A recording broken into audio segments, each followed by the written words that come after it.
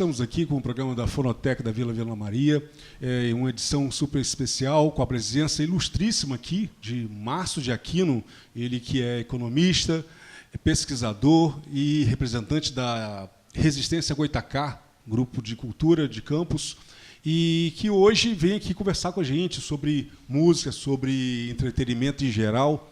Ele que é um dos grandes pesquisadores de Campos e detém um dos maiores índices de itens de colecionadores de vinil, assim também como recortes de jornais, fanzines. É um colecionador nato. Seja bem-vindo, Márcio Aquino. Muito obrigado pela sua presença aqui na Casa de Cultura Vila Maria, para nos falar um pouquinho sobre música. Tudo bem? Opa, eu que agradeço o convite de estar aqui, né, dando o meu depoimento, né, sobre as coisas que eu gosto, né, meu acervo, meu trabalho de pesquisa. É um prazer enorme estar aqui com vocês. Márcio, a gente tem muita coisa para falar aqui, né? Muito bom. É a primeira vez que a gente é amigo e é a primeira vez que a gente tem uma conversa. Eu sempre falo de você para os meus amigos e até mesmo aqui entre os pesquisadores da Casa de Cultura, né? Que você é um dos caras que mais detém conhecimento sobre música em Campos, né? Sobre artistas não só da cidade, até ressalto que não só da cidade de Campos, mas da região e, se não, do Brasil e do mundo, né? Você tem sempre uma coisa útil para acrescentar nas nossas conversas paralelas, né? Sobre música, sobre cultura em geral e também futebol, né? Você é torcedor do Fluminense, não é isso? Eu sou tricolor, né? Desde garoto. E Campos, né? Roxinho aqui em Campos. Aqui em Campos eu sou Campos. E no Rio eu sou Fluminense, igual você. É verdade, verdade. Vamos lá. Então, o que realmente você desenvolve em termos de vinil? O que você tem em casa? Qual é o seu acervo? É só de rock and roll? Não. A minha discoteca ela é bem variada, bem eclética. Eu tenho muita coisa de rock e as várias vertentes do rock, o progressivo, alguma coisa do punk, grunge, hard rock, alguma coisa de heavy metal, quer dizer, o rock de uma forma geral. Mas eu tenho coisa de samba, eu gosto muito de samba, de música brasileira também, MPB, também forró, alguma coisa de forró mais de raiz, o samba também de raiz, jazz, eu gosto muito de jazz, tem muita coisa de jazz também. Então a minha discoteca ela é bem diversificada. Você coleciona há muito tempo? Sim, eu comecei, o primeiro disco que eu tive, eu ganhei aos 14 anos, que é um disco clássico, que é o Acabou Chorare, dos Novos Baianos. Nossa, começou bem. Comecei bem. Inclusive tem duas histórias Novos Baianos, não só é o primeiro disco que eu tive, como foi o primeiro show que eu vi na vida, foi os Novos Baianos, aqui no Automóvel Clube, em 73. Então ali começou a minha coleção. Só que era na época, não tinha grana, né, tal, então era só os presentes que eu ganhava no Natal. Então, mas começou ali, com os Novos Baianos. Sim. Aí depois, quando eu fui tendo um dinheirinho, eu sempre gastava com disco. Isso, né? Normal, né? E estou até hoje. Os discos que você destaca, né? Além de você falou das vertentes todas que você tem no seu acervo, qual é a quantidade? Eu estou atualmente com em torno de 2.500. 2.500 discos?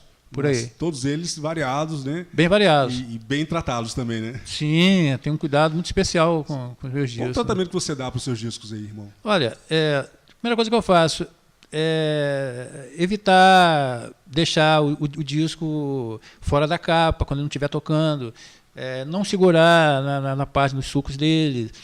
E ter um cuidado muito grande com relação a sempre estar com plástico protetor para evitar o contato do disco com o papelão, às vezes pode causar ruídos. Então, tenho muito cuidado nesse aspecto. E estou sempre lavando também, né? Às vezes, mesmo que a gente tenha muito cuidado, sempre, às vezes dá poeira e tal, eu sempre lavo, eu faço uma mistura lá de sabão neutro com detergente neutro também, com álcool, isso que eu aprendi.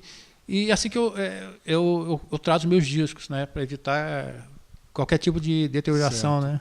Legal, com um bom colecionador a gente está perguntando isso aí, porque a gente, nos interessa também não só a questão de quantidade, e claro que eu tenho que perguntar, né? E quantos, entre esses discos todos, que você tem 2.000 e tantos discos, você destaca alguns ali que você tem um certo carinho, você tem um apreço e que pode ser considerado assim, chamada raridade, né? Para mim, raridade são todos, né? Mas... Sim, cara, cada disco é uma história especial. Esse que eu citei, Novos Baianos, é um disco muito especial para mim. além de ser um disco maravilhoso e ter um trabalho gráfico fantástico, é o primeiro da minha coleção. Mas tem outros também que eu gosto muito, que são raros. Eu tenho um disco, por exemplo, do que Taiguara lançou em 76, que foi recolhido das lojas pela censura na época, da ditadura, que é um disco fantástico, um disco que infelizmente, não pôde ser digerido pelas pessoas, pelo público, porque foram todos recolhidos. Eu consegui um exemplar desse, que é num sebo, e ele foi retirado de uma loja, de uma rádio, o acervo de uma rádio aqui de Rádio Cultura. Então, chegaram a enviar para as rádios, né? Aí depois que entrou a era do CD, as rádios começaram a desfazer do acervo e eu achei esse disco. Nossa! É um disco fantástico. Outro disco que eu posso citar, deixa eu ver, tem tantos, cara. O Tábua de Esmeraldas, do Jorge Ben. Espetáculo, eu tenho esse disco. Esse disco eu ganhei no Natal posterior. Quando eu tinha 14, eu ganhei os Novos Baianos. Quando eu tinha 15 anos, a minha mãe, em vez de comprar um disco, ela me deu o dinheiro para você compra o disco que você quiser. Eu nem pensei duas vezes. O disco que eu queria era esse do Tábua de Esmeralda, do Jorge Ben. Que é maravilhoso. Exato. Muito bom. E da área internacional tem vários. Coisas dos Beatles, Álbum Branco, por exemplo, que eu tenho ele completo, com os encartes, as fotos.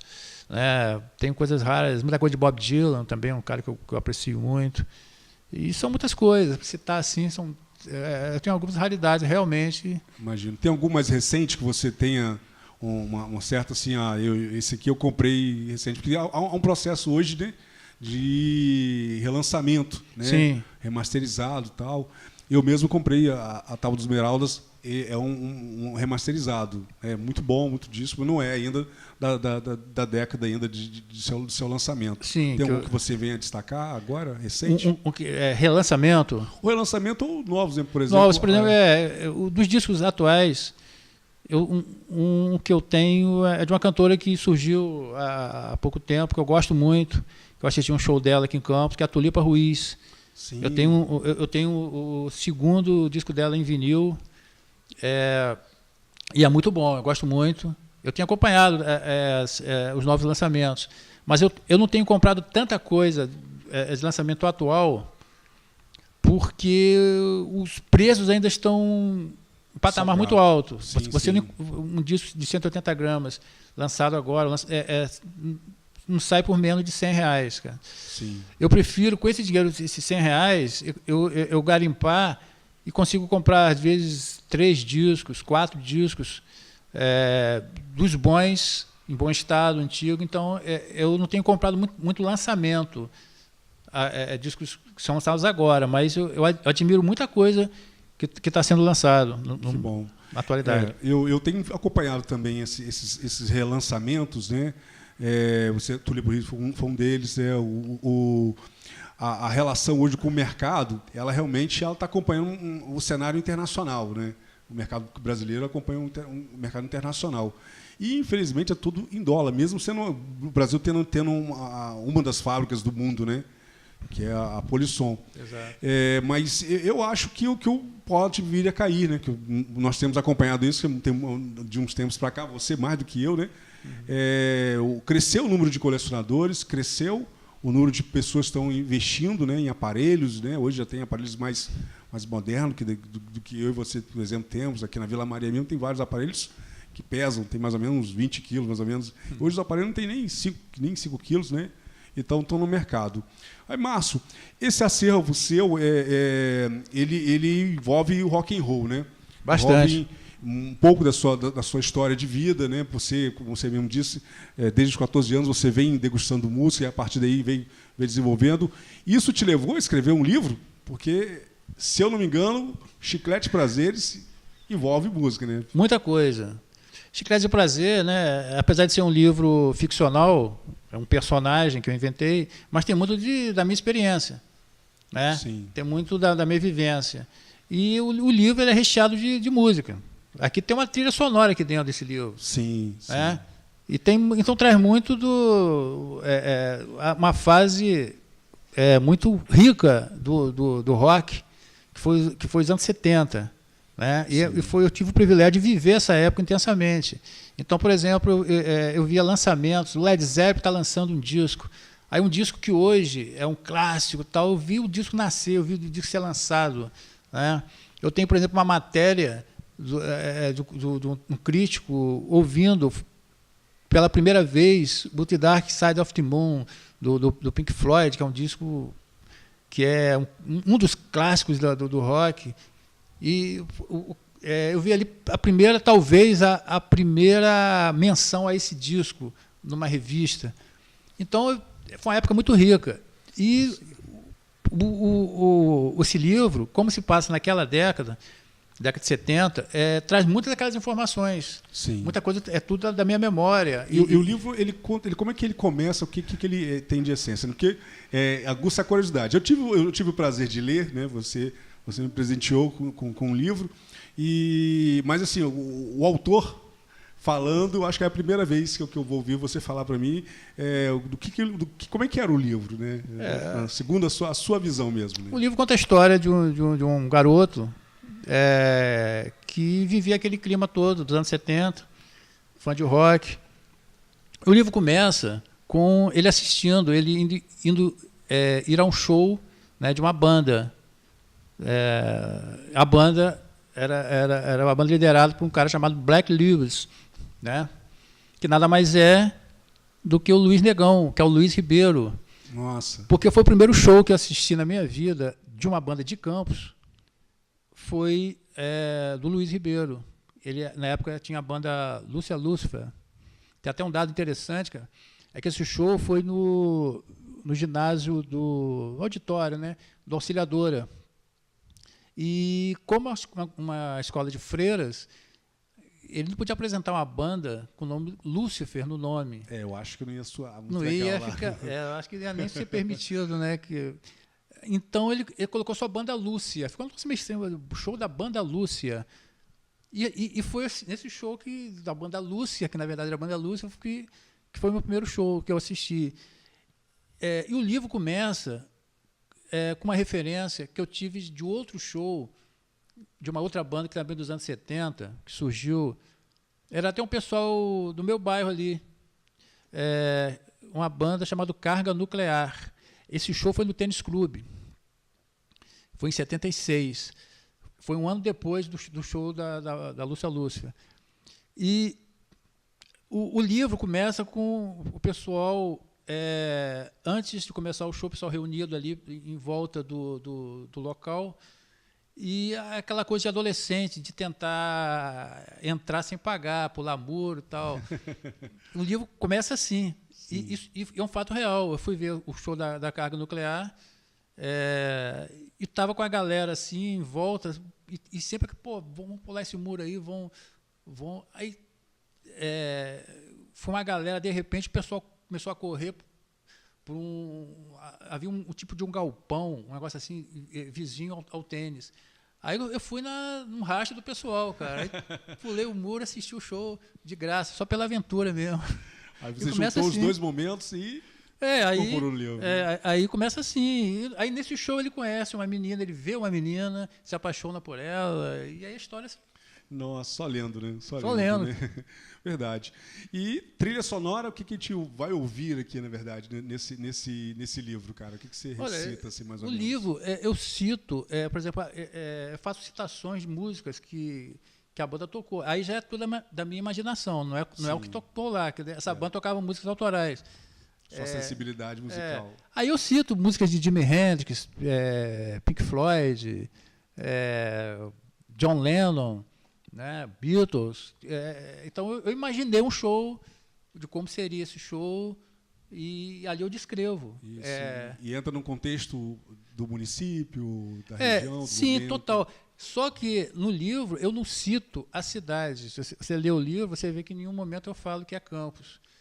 Eu preferi deixar que as pessoas lessem e imaginassem. De repente, uma pessoa de outra cidade vai identificar alguma coisa da sua cidade. Por exemplo, eu cito um bar da moda, onde todo mundo ia. Você deve se lembrar, era o Inferno Verde, onde a galera toda ia. Então era tipo Campos, essa época que passa o livro, tinha um barzinho da moda, onde todo mundo ia, né? Há uma referência muito também de época, que foi uma sessão, os filmes de rock, né? Um filme muito famoso que passou aqui em Campos, no ano em que a história acontece, que foi o Tommy, a ópera rock do The Who, que um dos momentos mais importantes do livro acontece durante a sessão de cinema do filme do The Who, do Tommy. E ali eu conto mais ou menos como foi o filme. Aí começa a imaginar coisas que aconteceram durante a sessão. Tal. Então são informações muito diretas ligadas ao movimento do rock, né, daquela época. Que bacana, cara. Muitas informações aí legadas, você coloca o filme, né? Você também é colecionador de recortes e fanzines? Como é que é essa relação sua com o mundo das informações, né? Que saem do estreito da televisão, né? Principalmente para esse período. Eu peguei um pouco dessa parte de fanzine, até de amigos nossos. E acho que você participou desse projeto.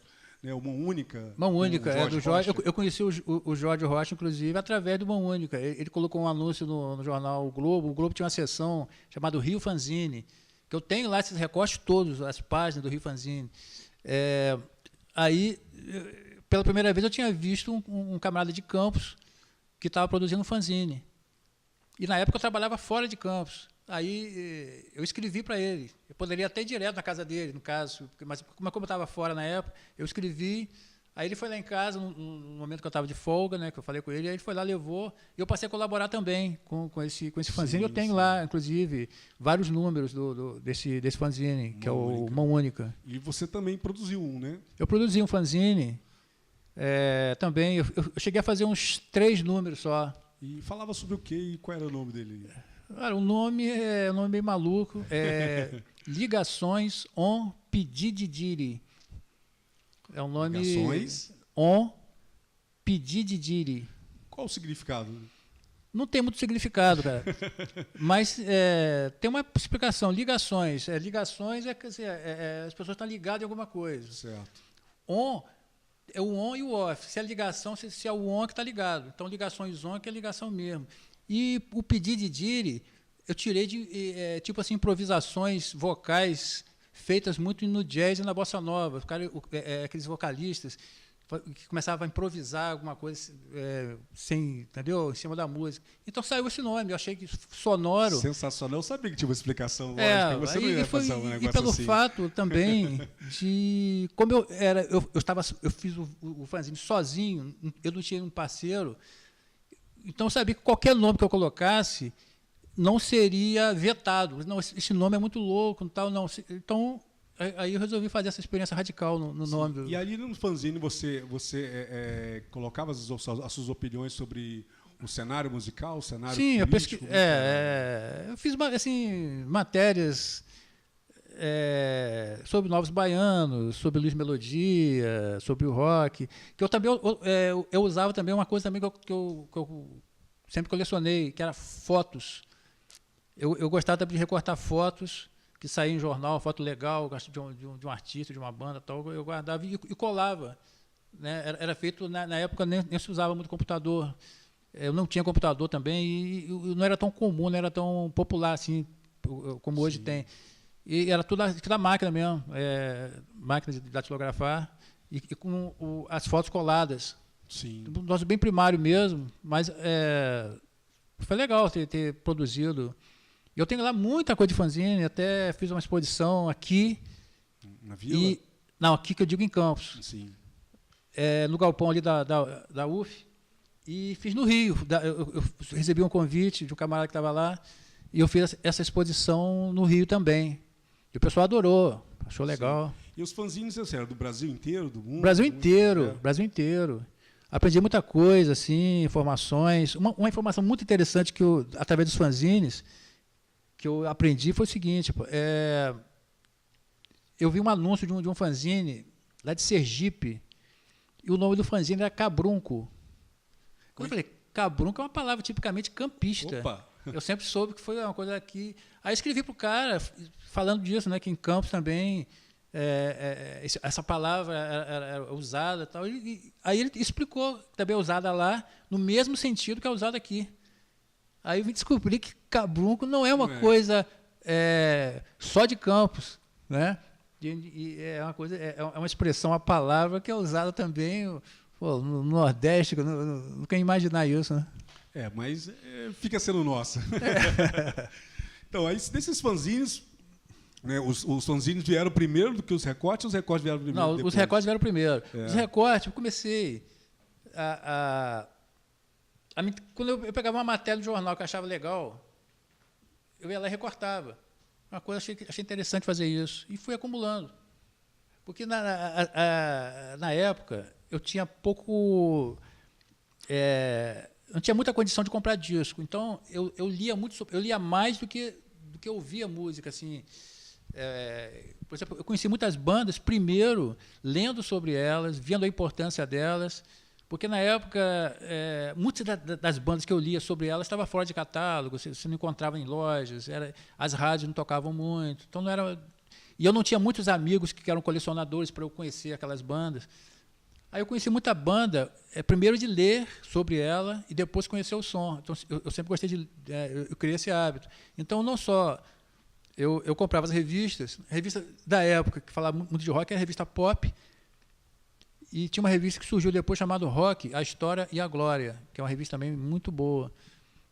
E aí eu colecionava essas revistas e qualquer referência que saía em jornal eu ia lá e recortava e guardava. E assim foi. E as fotos também, que eu achava legal. Sim. Agora, nesse material todo que você colheu ao longo desses anos aí, continua fazendo isso? Porque hoje nós temos um cenário que tem a internet, né, que é praticamente um fanzinho, ele antecede ao período das redes sociais, né? Porque ele conseguiu fazer essas conexões sim, de informações, né? Que não estavam no mercado popular, né? Mas eu pelo menos pelo seu relato e pelo que eu vivi um pouco, né, dessa cultura do fanzine, ele é uma rede social paralela, independente, né? E até inovadora, né? Porque você ter a sua opinião de massa sobre um disco, é algo para mim que seria uma coisa muito importante. Eu acho que para muitos artistas, né? Inclusive saber que alguém está falando do seu trabalho. Correto. Né? Havia na época um canal de comunicação que hoje, por exemplo, é feito pelas redes sociais. Você vai lá, você divulga as coisas que você produz e tal. Na época, a divulgação era feita por flyers. Você fazia contato com fanzineiros, eles mandavam, por exemplo, um fanzine, eu recebia um fanzine, junto com o fanzine, ele mandava vários materiais de divulgação de outros fanzines, certo? Então, ali, eu pegava e via os que me interessavam, escrevia para os caras.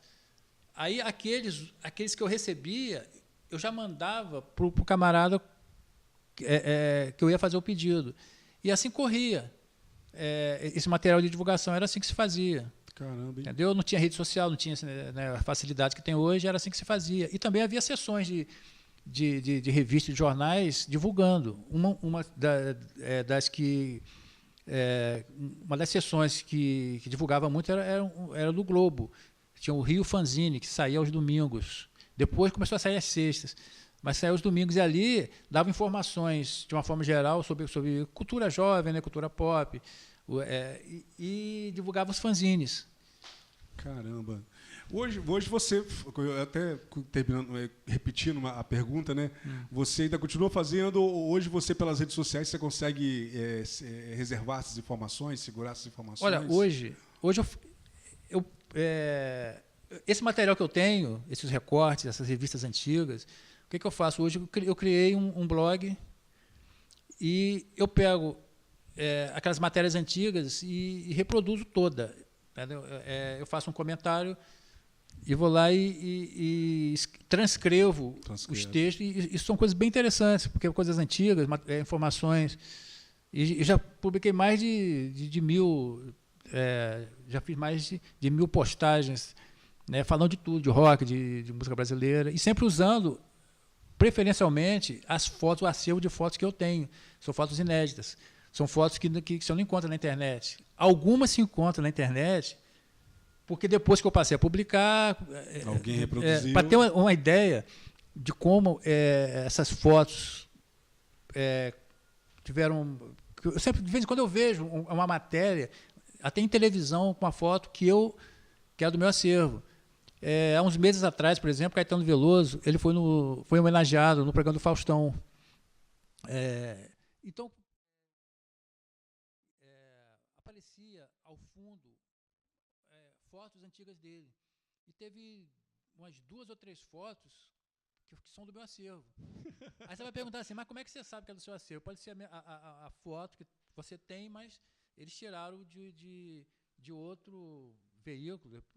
Mas eu posso dizer pelo seguinte, porque uma foto em especial, ela tinha uma dobradura num determinado ponto da foto, e quando eu vi, estava exatamente ali no mesmo lugar, que o papel meio dobrado. Já assim. deu o trabalho de limpar a imagem. Então, com certeza, eles pesquisaram uma foto de Caetano para apresentar no programa, e foi uma foto que veio, como eu publiquei no meu fanzine, no meu blog, então caiu na internet. Então, se você pesquisar imagens de determinado artista, tem várias imagens, e algumas eu publiquei no meu blog. Então, esse acervo de fotos também é uma coisa que eu gosto de fazer.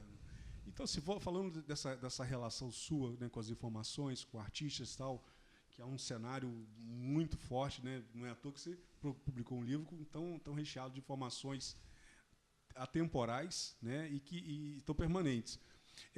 Você citou mais cedo a questão do Luiz Ribeiro como sendo um artista, o primeiro artista que você viu tocar, né? Sendo de campo, sendo rock and roll. Você, além do Luiz Ribeiro, você tem outros artistas que você admira aqui na cidade de Campos, Goytacazes? E Sim. quais são? Olha, Campos é um celeiro de talentos na área da música, né? Na área do rock, a maior admiração, né, minha do Luiz, por eu ter acompanhado a carreira dele desde o início, né? Desde a época do Lúcia Lúcifer, a época do Aviadores, eu assisti vários shows, todo o show do Luiz eu estava lá. É a formação assim, mais forte. Agora, surgiram bandas depois, outros artistas, pessoal que eu vim conhecer tempos depois. Campos hoje tem grandes bandas, Blues Band Vidro, que é uma banda também que já tem uma carreira enorme, né? Deve ter uns 25 a 30 anos de carreira. É uma banda que está firme e forte. E eu sempre me surpreendo com coisas novas que estão aparecendo. Banda de uma rapaziada nova, que traz uma proposta interessante, né? Isso da área do rock. Isso. Existem outros artistas que já não são do rock, mas que eu admiro, que são de Campos. O Barrozinho, por exemplo, um trombonista, tocou na banda Black Rio. Ele tem uma carreira muito legal. Ele tem já tocou com muita gente. É um cara muito respeitado. Outro dia mesmo eu conversei com um camarada do Rio, e ele falou de Barrozinho. Eu falei, pô, esse cara é de Campos, da minha terra. Tal.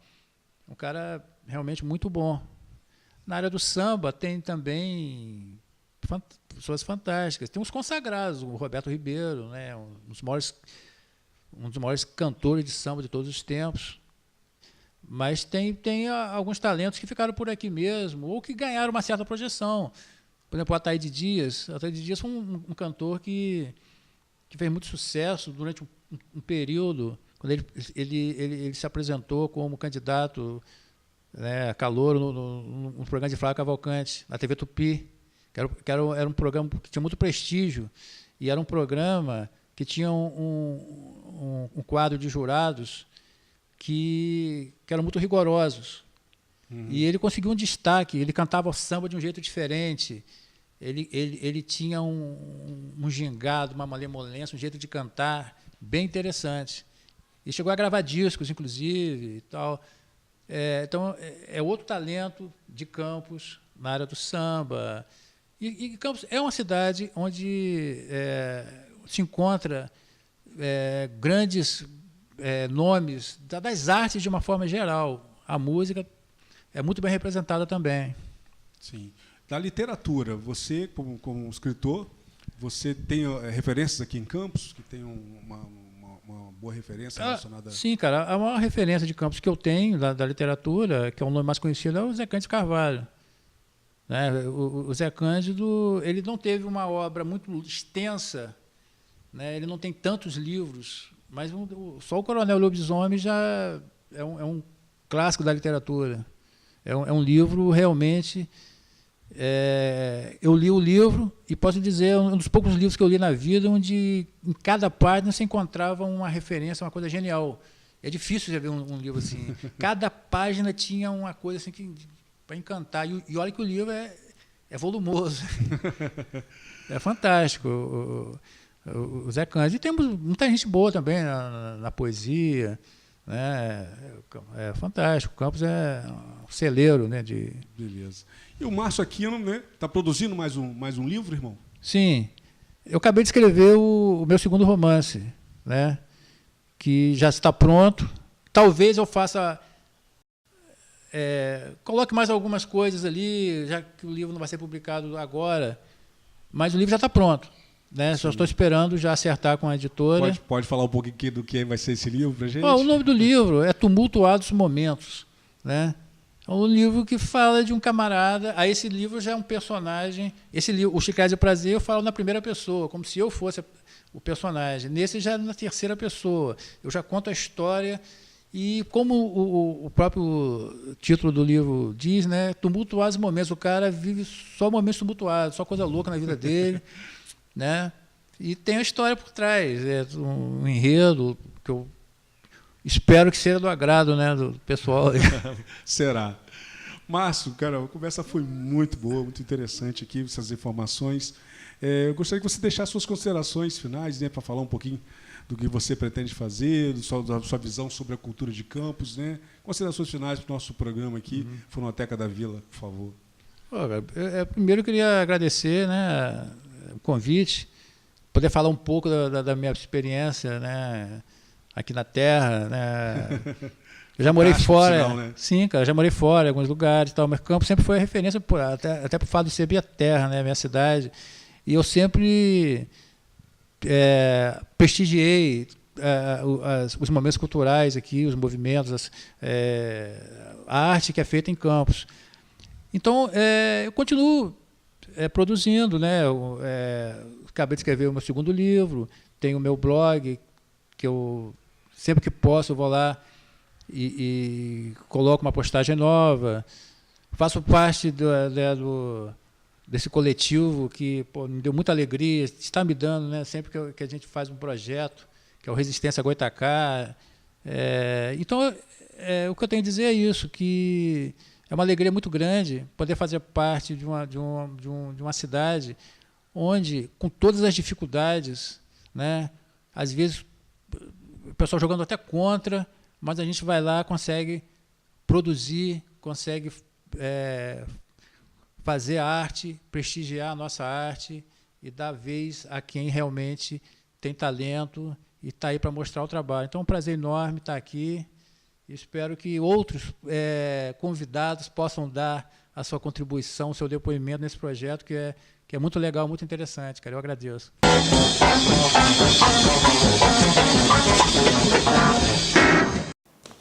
Me pediram para escolher 10 músicas, né, que me marcaram.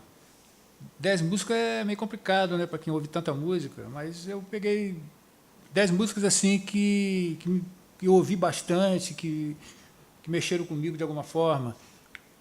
Então, a primeira música que eu escolhi é desse disco aqui, que é o Acabou Chorare, dos Novos Baianos, que foi o primeiro disco da minha coleção. É um disco que tem um trabalho gráfico muito legal, a começar pela capa, né? Tipo assim, uma refeição matinal, um café da manhã, meio assim, descontraído. Tem muita coisa, um trabalho gráfico muito bom, muitas fotos. Né? Para quem conhece o disco sabe. E desse disco eu escolhi Mistério do Planeta, que é uma música que tem uma letra muito interessante. É uma letra difícil, eu imagino, né, que tenha sido difícil de musicar, que é uma letra que não tem aquela métrica de uma letra de música, é um texto quase assim, feito não para musicar, mas o Moraes Moreira mostrou que era um grande compositor ao conseguir musicar essa letra fantástica, né, do Galvão, né, que é o parceiro dele. Então, a primeira música é desse disco aqui, Mistério do Planeta, que é uma música que muita gente gosta também, é muito comentada, né, desse disco de 72, que é o Acabou Chorar, que é um descasso.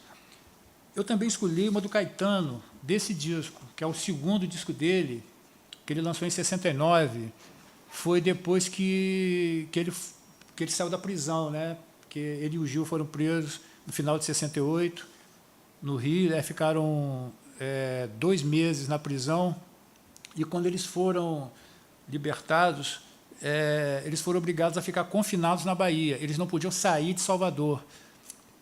No caso, acho que Caetano, como morava em Santo Amaro, que é próximo, talvez ele ficou entre Salvador e Santo Amaro. Aí ele gravou esse disco, é um disco simples, a capa é só a assinatura dele, que é o disco de 69. Foi um disco que ele gravou, como ele não podia sair lá da Bahia, ele gravou numa pequena gravadora chamada JS, uma gravadora lá de Salvador, que era especializada em jingles comerciais, mas que tinha uma certa estrutura. Então ele gravou praticamente voz e violão, e o Rogério Duprá, que era o maestro, o arranjador, ele levou a fita para o Rio, para os estúdios, né, da gravadora Philips, e aí ele colocou arranjos, colocou outros músicos, né? E desse disco eu escolhi a primeira música, Irene, que é uma música muito interessante, né, que fala da irmã dele, que tinha uma risada bem contagiante. Então, é um disco até para cima, é uma música bem legal, que foi antes dele, logo depois eles se exilaram, ele e o Gil foram para Londres. Primeiro foram para Paris, passaram um pouco tempo lá, depois foram para Londres, onde eles ficaram até eles voltarem para o Brasil. Outra música que eu escolhi é um compacto, na verdade, é um compacto, mas que tem uma história muito interessante, muito importante para o Brasil, que é o Apesar de Você, do Chico Buarque. Eu escolhi esse compacto, essa música foi gravada também no LP de 78, mas esse compacto foi um compacto que vendeu muito na época, até a censura descobrir que ele falava do governo. Ele usava metáforas muito bem usadas, né, e enganou a censura, ele deu um drible na censura, e quando eles descobriram, o governo militar descobriu que essa música, na verdade, era uma música de protesto, já tinha vendido milhões de compactos, né? E esse disco foi recolhido. Então, eu escolhi esse compacto pela importância histórica, não só a música, que é ótima, como pela importância histórica, né? Porque o próprio Chico dizia que a ditadura encheu muito o meu saco, mas eu também enchi muito o saco da ditadura, né? Porque quando eles descobriram, já tinha vendido milhões essa música é muito importante, assim, historicamente. Outra música que eu escolhi é desse disco aqui, também ligada, né? Eu falei do Caetano, do exílio, eu falei do Chico, naquela época, o Gil também, né? Foi vítima da perseguição militar na época, ele foi exilado também. E esse disco aqui é o Expresso 2222, que foi o disco quando ele voltou para o Brasil, né? Em 72, ele voltou, ele e o Caetano, e ele lançou esse disco, com muitas músicas que ele tinha feito lá em Londres e tal. E esse disco tem um trabalho gráfico muito interessante, coisa que da época as gravadoras tinham muito cuidado com o trabalho gráfico. Você vê que ele abre, a capa abre, né? É um disco assim, não só maravilhoso pelas músicas, como pela arte, né? E desse disco eu escolhi Beck em Bahia, que é um rock que fala sobre essa época dele em Londres, a saudade que ele tinha do Brasil, a vontade de estar aqui, de ouvir música brasileira, de estar com o pessoal dele. Então ele fez Beck em Bahia, né, De Volta à Bahia. É uma das músicas mais fortes que eu mais gosto do Gil. Então eu escolhi essa música, entre essas 10, né, para mostrar as músicas que mais me marcaram. Então, e esse disco é fantástico. Se eu fosse escolher os 10 discos, talvez escolhesse esse também. Seria um deles, o Expresso 2222. Para mim, um dos melhores discos do Gil, que conta um pouco a história, também, assim como Apesar de Você, fala um pouco da história política do Brasil através da arte, da música, né, a perseguição, aquela coisa toda. Outro disco fantástico, que é histórico, é esse aqui, né? É o Clube da Esquina, que o Milton Nascimento lançou em 72. Né? Essa capa aqui é antológica, é fantástica. E, na verdade, é Milton Nascimento e Lô Borges. Né? Porque, na época, o Milton resolveu fazer um disco duplo. A gravadora, a princípio, quis vetar essa ideia. Primeiro porque disco duplo vende menos, né? Porque custa mais caro. Achou que comercialmente não era válido. E, principalmente, por dividir com um cara que ninguém conhecia. Quem era Lô Borges? Ninguém conhecia Lô Borges na época, era um garoto. E o Milton fez esse disco em parceria com o Lô Borges, fez questão de colocar Milton e Lô Borges. Nessa capa antológica. Inclusive, esses camaradas foram encontrados depois de muitos anos. Aqui a capa interna, traz a foto do pessoal que participou, aquela galera toda. Inclusive, o Clube da Esquina virou um movimento. Né? Quando se fala hoje em Clube da Esquina, não é só do disco, é toda aquela atmosfera da música mineira, aquele pessoal todo. E desse disco, eu escolhi Tudo Que Você Queria Ser. É uma música também que me marcou muito. Quando eu ouvi esse disco, foi uma das que eu mais gostei, eu mais curti. Eu ouvi esse disco com 16 anos, mudou a minha cabeça. Né? E essa música, Tudo Que Você Queria Ser, é uma das que eu mais curto desse disco, apesar de ter coisas fantásticas. Então, esse disco aqui de 72, Clube da Esquina, e essa música está entre as 10 que eu escolhi. Outro disco, isso aqui não tem o que falar, né, cara? É o Alucinação, do Belchior. O Belchior, ele surgiu em 71, né, com um festival universitário que tinha na TV Tupi, com a música Na Hora do Almoço. Então, ele lançou esse disco, o nome dele começou a ser conhecido, porque ele ganhou o festival. Aí ele lançou um disco em 74, que não chegou a fazer sucesso, e ele sumiu. E aí Elis gravou 2 músicas dele, né, Como Nossos Pais e Velha Roupa Colorida. O nome dele voltou a aparecer na mídia, e logo depois ele lançou Alucinação, que é um disco também que é considerado uma obra-prima da música brasileira, um disco de 76, e é daqueles discos que marcaram realmente uma geração inteira, pelas letras dele. Né? Eu ouvi muito Belchior nessa época, eu era adolescente, então prestava muita atenção nas letras, vi que era uma coisa nova acontecendo. Então, esse disco tem muita música importante, muita música que marcou, apenas um rapaz latino-americano, Como Nossos Pais, né? Alucinação, que é o título do disco. Mas eu vou escolher Velha Roupa Colorida, porque é uma gravação totalmente diferente da que era conhecida com Elis. A gravação de Elis é bem rock and roll. Ele já fez uma gravação mais com outra cadência, meio blues, e eu gosto muito dessa interpretação dele, dessa música, tem um arranjo fantástico. Então, desse disco, eu escolhi Velha Roupa Colorida, né, pela simbologia também, a letra é fantástica. Então, o Belchior não podia faltar. Outro disco, outra música aqui que eu escolhi, agora já a música americana já não é mais música estrangeira agora, eu escolhi esse disco do Ray Charles. Tem uma música aqui, Cry Me a River, que já foi gravada por vários intérpretes, né? Foi gravado por Ella Fitzgerald, Joe Cocker, Joan Baez, conheço várias, mas essa do Ray Charles para mim a melhor, que é um arranjo fantástico, do big band, muito metal, e ele com aquela voz maravilhosa, aquela interpretação fantástica dele. Então, Cry Me a River, eu escolhi entre também as músicas que mais me chamaram a atenção, que me marcaram. O Ray Charles, para mim, é um dos maiores cantores do mundo, isso aí não tem. Então, não podia faltar o Ray Charles aqui, que é aquele cantor representando já o soul, né? A música negra, e a história dele é fantástica, né? Quem viu o filme, né, sabe o que ele passou, a vida toda dele.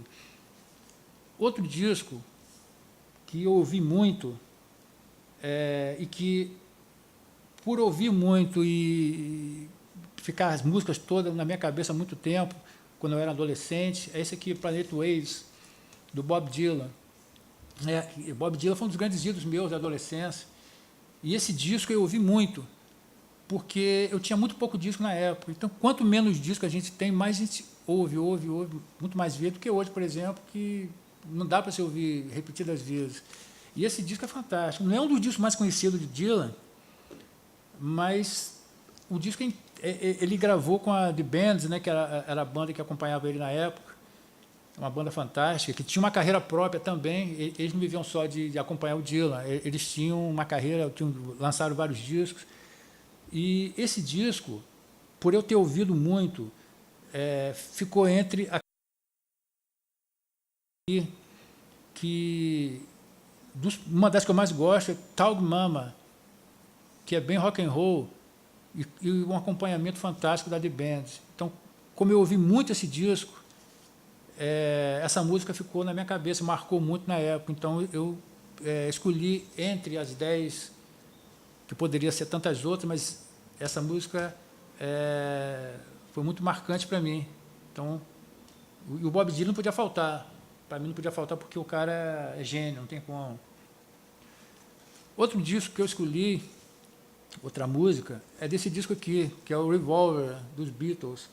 Beatles foi uma influência muito grande para mim, desde criança, sou fã da banda. Eu comecei a gostar de rock por causa dos Beatles, né? Uma banda que é história, não tem que falar dos Beatles, eu ficaria aqui a tarde toda. E essa capa é fantástica, essa capa aqui é do Klaus Voormann, que era um artista plástico e baixista, né? Ele tocava baixo também, acompanhou John Lennon. E o Revolver é um disco assim, que marcou muito o amadurecimento da banda. Eles começaram a fazer letras mais existenciais, muito influenciado por Bob Dylan, que os Beatles conheceram um ano antes, em 65, eles começaram a se envolver, trocar ideias. E nesse disco, a música, assim, uma das que eu mais gosto, não é uma de Lennon e McCartney, né, são os grandes nomes compositores, é do George Harrison, que é Taxman. Que o Taxman, na verdade, é uma música de protesto, porque Taxman, numa tradução, seria o homem das taxas, seria como coletor de impostos, era o cara que cobrava os impostos, e na época os impostos eram muito altos. Então foi uma música que é uma música de protesto contra, né, como ele pedindo ao coletor de impostos para dar uma maneirada, porque estava a coisa complicada. E isso acontecia muito na Inglaterra, acontece até hoje, né, aquele negócio da rainha, tem aqueles impostos lá para... E muitos artistas saíram da Inglaterra para morar nos Estados Unidos por causa desses impostos. E essa foi a primeira música que falou, e a música é sensacional, a batida, já mostrando o talento de George Harrison, né? Que ele por Lennon e McCartney serem os grandes nomes como compositores, o George ficava meio de fora, às vezes tinha uma música só em cada disco, de vez em quando, mas essa aqui ele entrou para valer. Então, eu sou muito fã dessa música e desse disco aqui, que é o Revolver, disco maravilhoso. Aí, para encerrar aqui, poderia ser 100 músicas, né? Ou 100 discos, mas eu resolvi colocar um cara também que só mostrar o disco aqui, não precisa falar mais nada, né? É o Jimi Hendrix. E esse disco aqui é o primeiro dele, que é o Jimi Hendrix Experience, né? Had You Experienced, que é o famoso trio, né? Que é o Jimi Hendrix Experience. O Jimi Hendrix, ele, apesar de ser americano, ele começou a carreira na Inglaterra. Ele foi para a Inglaterra porque lá na Inglaterra é que o movimento musical estava acontecendo de verdade. Lá em Londres, mais do que nos Estados Unidos. Ele fez a carreira lá, ele foi descoberto lá, ele fazia shows, mas nos Estados Unidos ele não era conhecido. Ele era muito pouco conhecido nos Estados Unidos. E ele começou a ficar conhecido a partir do Festival de Monterey, que foi em junho de 67, foi que revelou Janis Joplin também. E nesse festival teve uma participação assim inesquecível. Ele botou fogo na guitarra, pegou um fluido de isqueiro e queimou a guitarra no palco. Foi uma loucura. Então, logo de cara, ele mostrou quem era Jimi Hendrix, né? E ali que ele começou a ser mais conhecido nos Estados Unidos e depois mundialmente. E esse disco é uma... Você olhando assim, pensa que é uma coletânea, porque tem tanta música conhecida, né? Foxy Lady, Manic Depression, Red House, nossa, é muita coisa. E desse disco, né, uma das músicas marcantes para mim, do repertório todo de Jimi Hendrix, é a primeira música, que é Foxy Lady, que tem um arranjo fantástico. Ele não só era um grande compositor e músico, como ele fazia as introduções, entendeu? Inclusive ele cantando, a voz dele não é aquela voz de um grande vocalista, mas o jeito dele cantar cai muito bem nas músicas dele. E ele, uma vez numa entrevista, ele falou que ele não gostava da voz dele, ele achava que ele não era um cantor, mas depois que ele ouviu Bob Dylan com aquela voz totalmente fora dos padrões, que ele também poderia ser um cantor, né? E o Bob Dylan influenciou também, não só como letrista, como também até mostrando que cantar, a pessoa canta do jeito que ele sente a música dele. Então a gente vê no mundo todo alguns compositores que não são considerados grandes cantores. No Brasil tem Chico Buarque, por exemplo. Eu adoro a voz de Chico Buarque. Eu acho que o melhor intérprete de Chico é ele, né? Assim como Bob Dylan. Então ali o Dylan foi uma influência também do Jimi Hendrix como cantor, por mostrar que uma voz inusitada, uma voz diferente, também pode ser o diferencial, né? E nesse primeiro disco ele já mostrou ao que veio. Então, Foxy Lady é uma música também que eu acho fantástica. Eu acho Jimi Hendrix não podia ficar de fora. Então, essas aqui são as 10 que eu escolhi, né? Se você me perguntasse, né, estou com o Romualdo aqui, com a galera, se daqui a uma semana pedir 10, isso seria totalmente diferente, porque é muita música, é muita coisa, é muita influência que a gente ouve, entendeu? Então, isso aqui são as 10 que eu apresentei agora. Espero que a galera curta, que tenha concordado comigo. Valeu?